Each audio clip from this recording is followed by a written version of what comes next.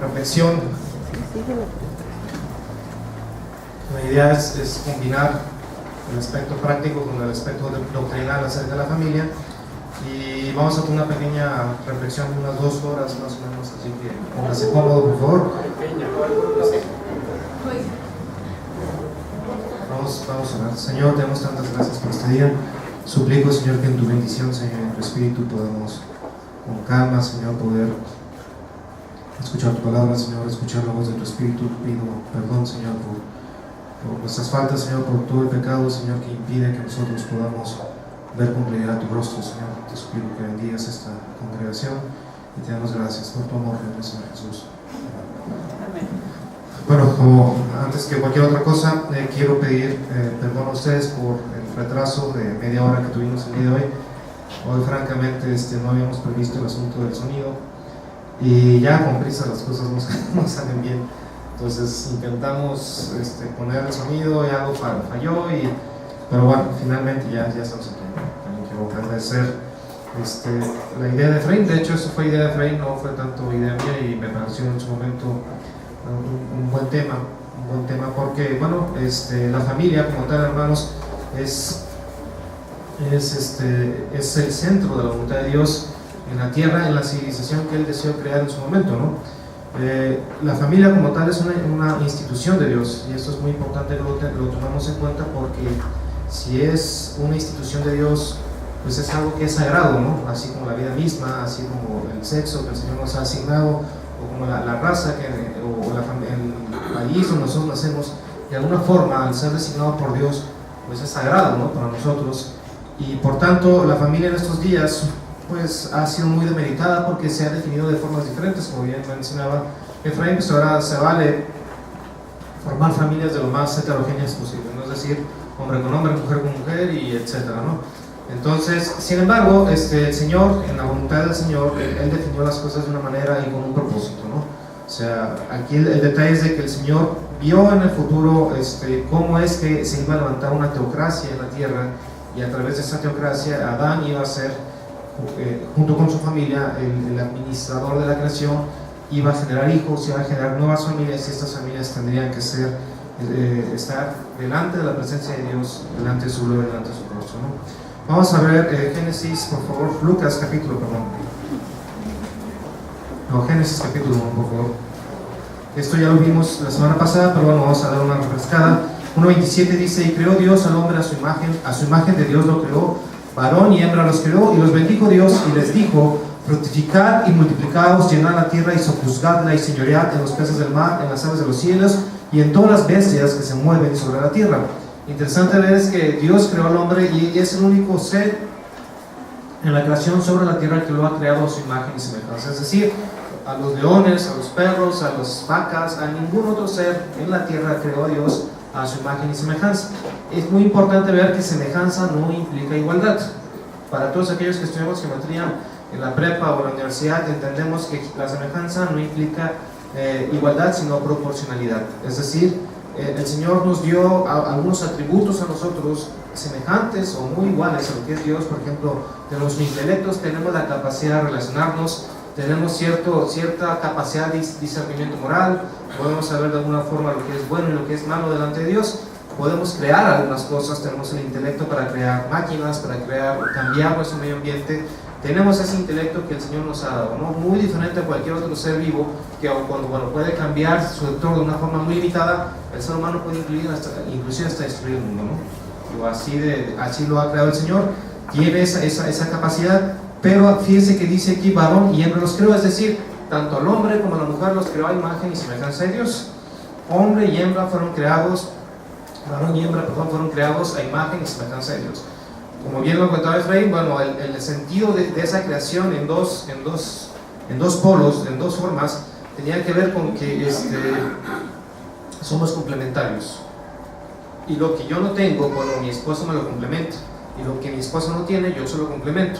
Esa es la idea, ¿no? Aquí no está hablando propiamente, en este momento no está hablando de sojuzgar a la mujer, de sobajarla, de humillarla, no. Está hablando de un sentido de complementariedad, y adicionalmente un sentido de igualdad. Quiero que vayamos, por ejemplo, aquí ponga su dedo a Lucas capítulo Lucas capítulo 13.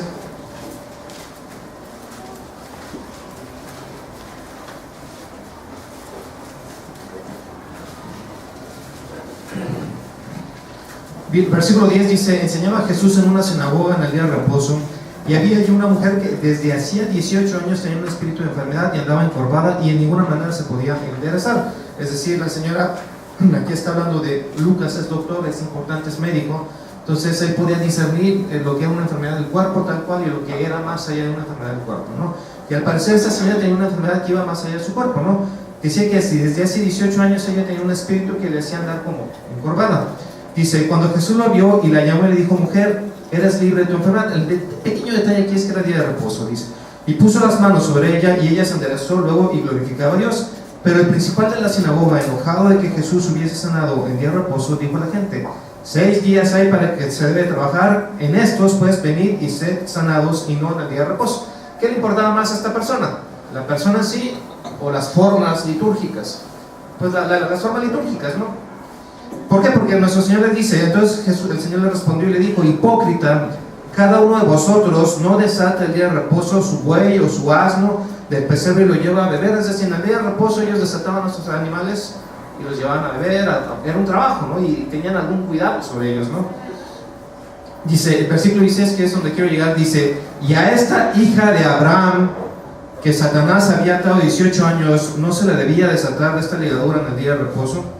Ahora es interesante ver que primero le dice mujer y después que le dice ella, hija de Abraham. ¿Por qué esa diferenciación? Porque quería resaltar algo.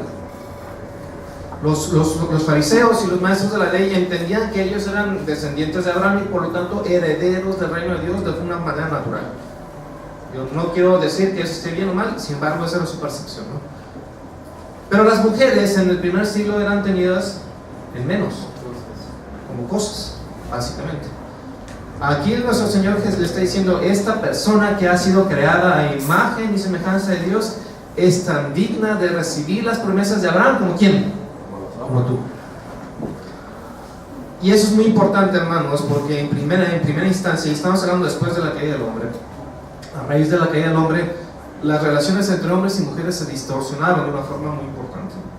Ahora, de tal forma que las mujeres pasaron, en la mayor parte de las civilizaciones y culturas, pasó a segundo término.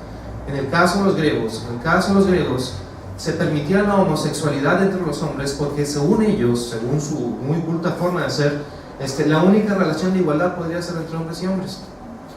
Explíqueme eso. Y eso ya explica muchas de las cosas de las relaciones que había, por ejemplo, entre Aristóteles y Alejandro Magno, etcétera, etcétera, etcétera.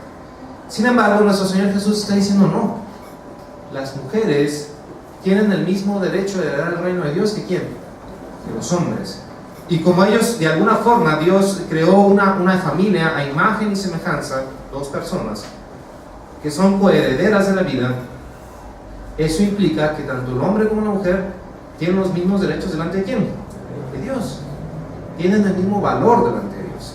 Y esto es muy importante, hermanos. ¿Por qué? Porque ya nos ubica en una realidad objetiva. Vamos a 1 de Pedro, por favor. Capítulo 3, por favor.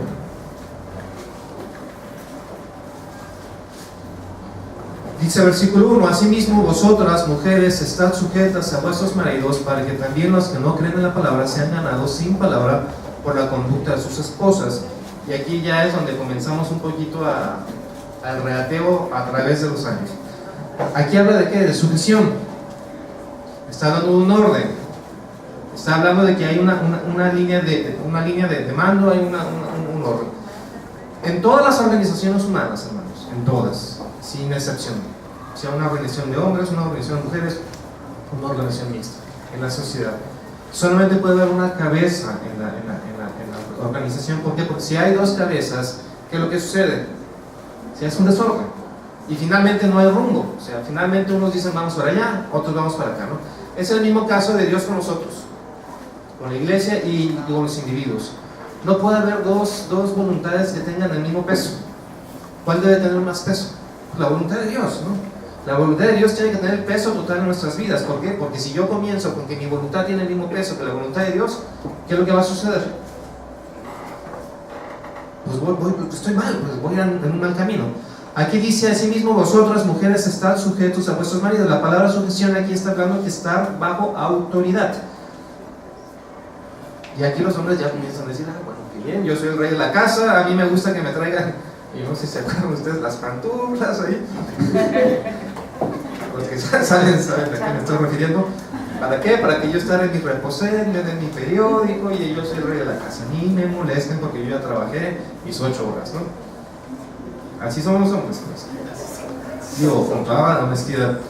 Ahora, fíjense lo que dice: considerando vuestra conducta casta y respetuosa. Dice que las mujeres tienen que estar sujetas o bajo la autoridad del marido, y adicionalmente tienen que tener una conducta casta y respetuosa, que vuestro atavío no sea el externo de peinados ostentosos, de adornos de oro o de vestidos lujosos. ¿Qué quiere decir con esto, hermanos? Que las mujeres no se arreglen. Yo he observado en los aeropuertos, en mi trabajo, en la día a día, las mujeres tienen un sentido de feminidad, cualquiera que ésta sea, ¿no? Ustedes pueden ver mujeres policías pintaditas, pueden ver obreras, ingenieras, pilotas en los aviones, todas bien arregladas, porque es un sentido de feminidad y eso se los da, ¿no? Aquí el punto no es ese, el punto es, lo que está diciendo aquí es que ellas, las mujeres como tal, consideran más preciosa la opinión de Dios sobre todo que el arreglo personal. Que lo externo sea solamente eso, externo, pero que lo interior sea cultivado, que sea la esencia de sus vidas sea esa parte interna, que evidentemente sus ojos no estén puestos en su atavío exterior, sino en ¿quién? En Dios. Que la confianza de las personas, en este caso de las mujeres, no esté en cómo se visten o cómo se ven, sino en ¿quién? En Dios. Y eso es muy importante. ¿Por qué? Porque dice versículo 1: para que también los que no creen en la palabra sean ganados sin palabra por la conducta de sus esposas. Esto es muy importante porque aquí habla de la fortaleza del vínculo matrimonial. Digo, ahora es muy fácil disolver el vínculo matrimonial. Digo, ahora me cae gorda mi esposa, o finalmente se supone que no somos compatibles, nos divorciamos. O no se arregla bonito. O no se arregla bonito, pues nos divorciamos. Sin embargo, aquí está diciendo que las mujeres deben de cultivar como creyentes su conducta delante de Dios, para que sus maridos, inclusive los no conversos, los inconversos, se conviertan por el puro testimonio de ¿quién? De sus mujeres. O sea que el vínculo familiar entre un hombre cristiano, una mujer cristiana y un hombre cristiano es muy válido de parte de Dios. Muy válido de parte de Dios. Ahora fíjese, el versículo 4 dice: sino el interno, el del corazón, en el incorruptible ornato de un espíritu afable y apacible, que es de grande estima delante de Dios. Afable y apacible. Afable y apacible, ¿qué quiere decir, hermanos?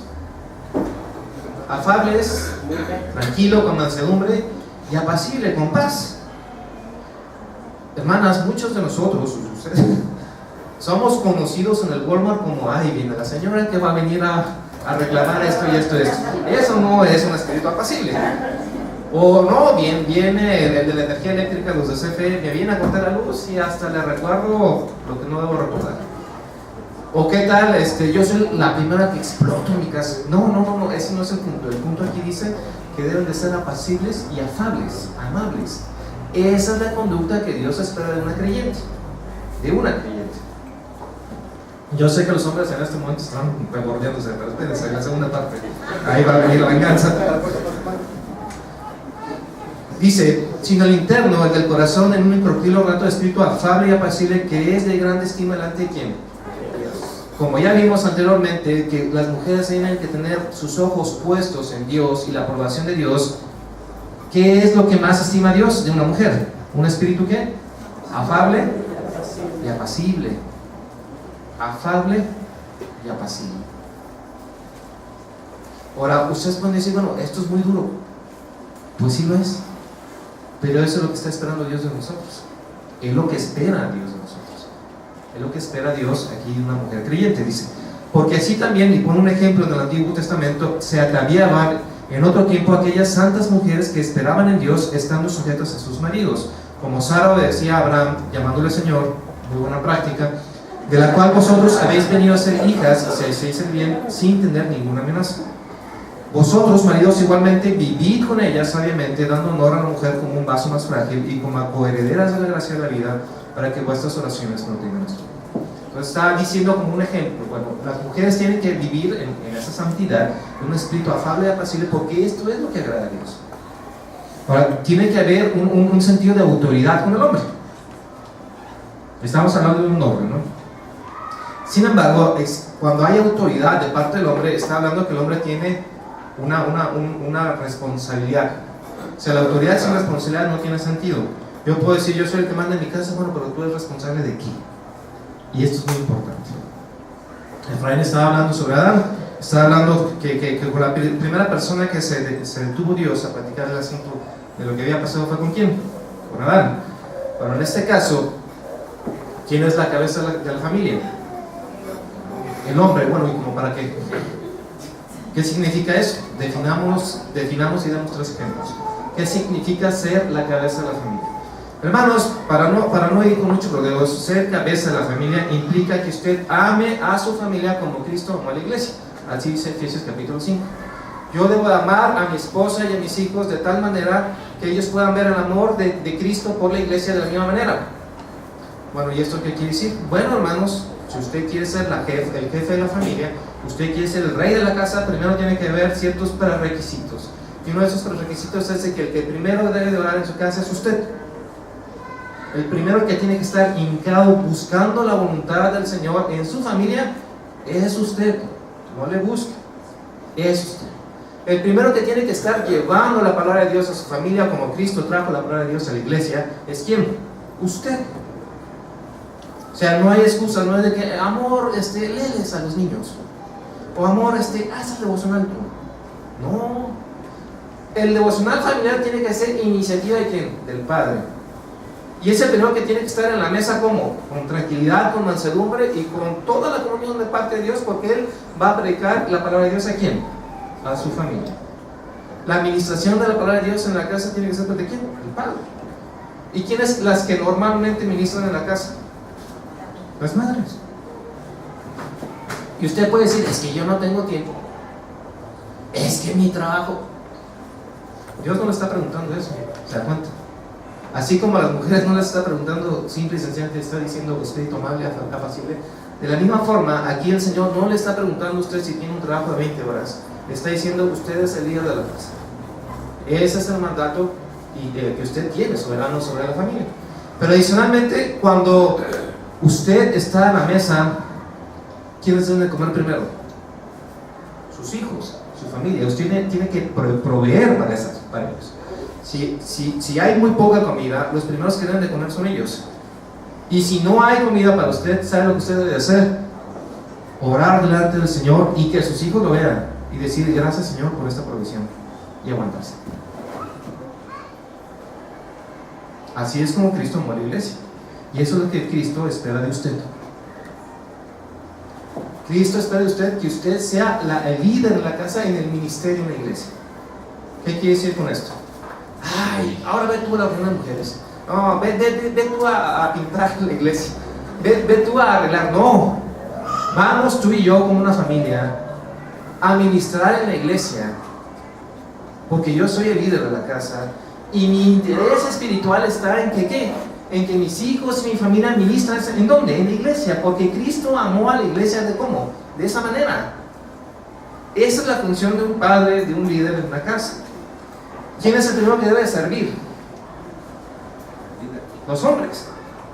Los hijos tienen que ver a través del servicio al Padre cómo es que Jesús vino a servir a los discípulos, porque Cristo amó a la iglesia de esa manera.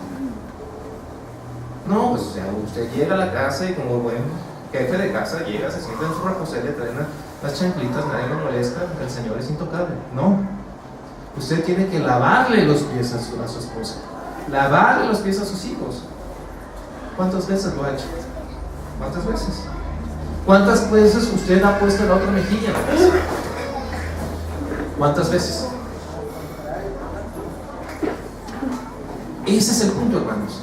¿Por qué? Porque el versículo 7 dice: vosotros maridos igualmente vivid con ellas como sabiamente. La sabiduría proviene de ¿dónde? De lo alto, del Padre de las luces. Estamos hablando de orden en la iglesia. Usted puede decir, bueno, qué difícil es esto. Pues sí, sí es complicado y es difícil. Y puede llegar a ser hasta imposible. Sin la dirección de Dios, el Espíritu Santo, en su corazón, en su vida, esto es básicamente imposible. Estamos hablando de liderazgo y si vamos a exigir a las mujeres que se sujeten a nosotros, pues comencemos con exigirnos a nosotros mismos en ser los líderes que las mujeres esperan que nosotros seamos dentro de la familia.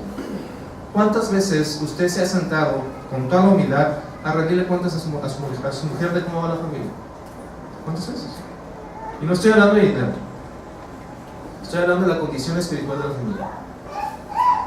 ¿Cuántas veces ustedes han orado los dos juntos, agarrados de la mano, por la vida de sus hijos, individualmente y por orden? ¿Cuántas veces ustedes como familia se han sentado, como marido y mujer se han sentado, por iniciativa del hombre, a orar por los ministerios de la iglesia? A orar por el vecino, por la vecina, por la familia que no son creyentes. ¿Cuántas veces lo han hecho? Entonces, ¿qué es lo que está fallando? Que la mujer no se sujeta. ¿O quiénes están fallando? Véase en un espejo. Nosotros los hombres somos los que estamos fallando. Si en la casa no hay un sentido de comunión cristiano, no es responsabilidad de la mujer, es responsabilidad de quién? De ustedes, de los hombres, de los varones. Esa es nuestra responsabilidad. La educación de los hijos, la educación cristiana, ¿de quién es responsabilidad? ¿De sus esposas? No. ¿Y ustedes? Si no mal recuerdo, la palabra de Dios dice que las mujeres fueron creadas como ayuda idónea a los hombres. Ayuda idónea. Bueno, si esta es la ayuda, ¿dónde está la autoridad?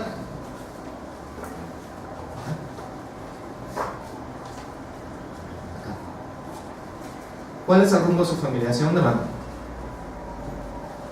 ¿Cuál es el rumbo de su familia dentro del contexto de la iglesia? ¿Hacia dónde van? Digo, en la iglesia hay una cantidad enorme de trabajo que hacer: discipular, visitar, enseñar, trabajo físico, y las familias tienen que estar involucradas en ello, totalmente. Digo, si es un trabajo de 2 o 3 personas, pues no vamos a terminar cansados. Pero el punto no es hermano. El punto del trabajo en la iglesia, de los ministerios en la iglesia, tiene que ver con qué. Y en familia, pues que nosotros vemos la gloria de Dios. Y vemos la gloria de Dios en esto que hacemos, ¿no? Leí un libro alguna vez, lo estaba leyendo mientras estaba viajando en avión. Y bueno, si ustedes no me conocen, a veces puedo llegar a ser un poco sensible, como que leo o hablo. Y me acuerdo que estaba leyendo el libro, me estaba limpiando los ojos y las zapatas se me quedaban viendo de una forma muy rara, pero bueno. El punto del libro es, está hablando un hombre, es un libro escrito para hombres, dice que él evidentemente pues era un hombre, un muchacho de iglesia, se casó con una muchacha de iglesia, y ese hombre pues formó la familia, pero comenzó a ver ciertos detalles en la familia. ¿Por qué, muchachos y muchachas, hombres y mujeres? Porque nosotros vamos con una expectativa al matrimonio, de cualquier forma, y nosotros creemos que nuestro cónyuge tiene que llenar mis expectativas, totalmente, y si no me siento totalmente desilusionado. Y vamos con expectativas creadas por el cine, por la televisión, por los amigos, por la familia, etc. Y no expectativas realmente bíblicas. O sea, casarse no es solamente estar enamorado. Casarse no solamente es tener una idea idílica de lo que la cosa debe ser. Hay responsabilidades, hay cosas que salen bien y hay cosas que salen mal. Y finalmente está fundamentado en el amor que Cristo tiene por la iglesia. Y esto que está fundamentado en el amor es muy importante, porque eso nos hace resistir en el Espíritu Santo los momentos malos de nuestra vida. Y hay muchos. Hay enfermedades, hay necesidades económicas, hay pecados en mi casa. Y no por eso yo voy a abandonar a mi cónyuge. ¿O sí? ¿No? Yo conozco, y ustedes seguramente lo conocerán, un hermano que duró con su esposa tenía hepatitis C como por 20 años más o menos, 20 años. Y fíjense que esto es muy interesante porque los dos no se llevaban muy bien, y los dos eran creyentes, atravesaban por una crisis en matrimonio, porque ella tenía unas expectativas acerca de él que él no cumplía, sobre todo monetariamente. Ella se enferma de hepatitis C, y este hombre se dio a la misión de cuidarla. cuidarla con un amor y una resignación increíble, porque como ustedes sabrán, pues hepatitis C, eso quiere decir que en 20 años no hubo ningún contacto sexual, en 20 años, y el hombre con toda fidelidad la cuidó. Recuerdo que cuando ellos cuando ella cumplió unos 15, 16 años de estar enferma, se para en la iglesia y dice: quiero dar gracias por la vida de mi esposo, dice, porque he visto el amor que él tiene para conmigo. Él pudo haber dicho: bueno, es mi oportunidad, me voy a ir por ahí, pero no lo hizo. El amor de Cristo a través del Espíritu Santo que Él le prodigó a ella como un testimonio para muchos de nosotros. 20 años así. En el libro que yo estaba leyendo, él formó su familia con alguna expectativa. Sin embargo, dice que él, como todos los hombres, como la mayor parte de los hombres, pues se daba ciertas licencias de vista. Es decir, pasaba una muchacha así media guapetona y el otro se quedaba así. O si no, la veía por el espejo retrovisor. El que se siente aludido. Dice que todo comenzó a salir mal en su matrimonio a raíz de que él, por estar viendo a una muchacha, chocó el carro. Entonces el agente de tránsito que estaba en policía, pues vio todo, le levanta la infracción y de alguna forma pone un comentario sobre eso, ¿no? La mujer, pues cuando se entera, se estalla, los dos empezaron a hacer de palabras. El caso es que se empezó a distanciar el asunto y de repente pues la mujer sale embarazada, aparte de todo esto. Entonces dice que él ya, evidentemente, pues ella ya no comenzó a cumplir las expectativas que él tenía, pues porque ella estaba indispuesta muchas veces, o estaba enojada, o estaba con náuseas, o estaba con él, y él, con toda la presión del trabajo, dice que las cosas comenzaron a escalar, hasta que un día él, pues tuvo una aventura con una mujer que no necesariamente llegó a un contacto físico. Entonces ahí las cosas estallaron. Ella de alguna forma dijo: pues estoy pensando en divorciarme de ti. Y él dice que ese día se sentó en la sala de su casa y dijo: yo no voy a hacer lo mismo que mis padres hicieron, yo no me voy a divorciar. Dice que comenzó a hacer un recuento de todas las cosas que él estaba haciendo mal del matrimonio. Dice que salieron hojas y hojas y hojas y hojas y hojas. Dice que una de las cosas que más le pesaba es de que la formación de su esposa fue diferente. Dice que él tuvo un padre que fue un buen esposo, que fue un hombre que estuvo interesado en la vida con su hija, que él estuvo siempre guiando a su hija aún en la iglesia, que cuando se hacían llamamientos al altar, él agarraba la mano de su hija y la llevaba hacia cualquier llamamiento de la iglesia, él la acompañaba, él oraba por ella. Dice que la relación padre-hija era muy buena, ¿no? Y que el hombre, enviudó joven, crió a la hija totalmente. Dice que estando en el lecho de muerte, él le encargó a su hija y le dijo: yo sé que tú eres un hombre que guardas tus promesas, cuídalo. Dice que ahora él, sentado ahí en la mesa, ¿qué he hecho? ¿Qué estoy haciendo? Yo se lo prometí a su padre. Dice: peor aún, ella es una hija del rey, ¿qué le estoy haciendo? Dice él que ese día se hincó delante de Dios, se humilló delante de Dios y dijo: si es necesario que yo coma basura, pero para que la familia funcione respecto a lo que tú quieres, Señor, así será. Dice que la primera prueba que él tuvo sobre esto fue algo muy simple. Él llegó muy cansado del trabajo, ya que había tenido juntas. Su esposa ya había tenido al hijo, tenía una depresión muy fuerte. Dice que llega y todos los platos sucios de la cocina estaban ahí. Dice que primero llegó y se molestó muchísimo por eso. Dice: yo ya trabajé no sé qué cuántas horas y estaba en la cocina hecha un verdadero asco. Se sale enojado un rato al jardín, recuerda lo que había pasado reciente, regresa a la cocina, toma el mandil y se pone a lavar los platos.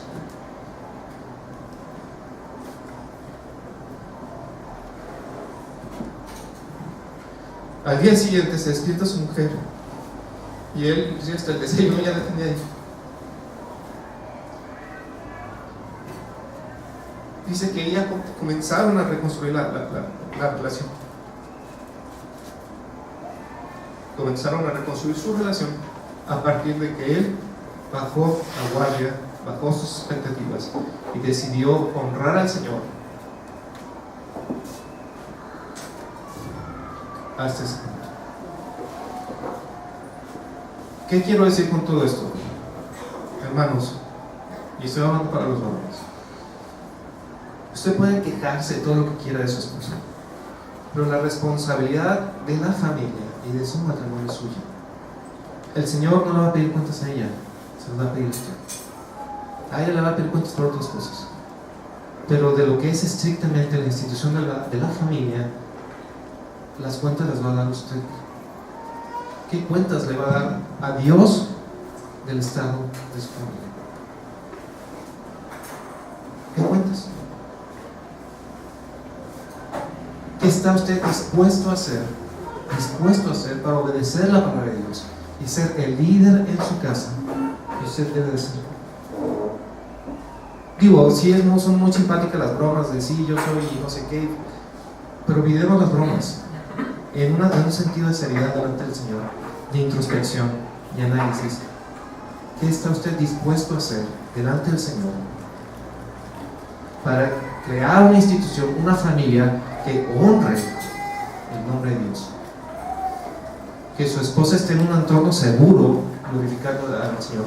Que los niños estén siendo bendecidos en la familia, en un entorno guiado por el Señor.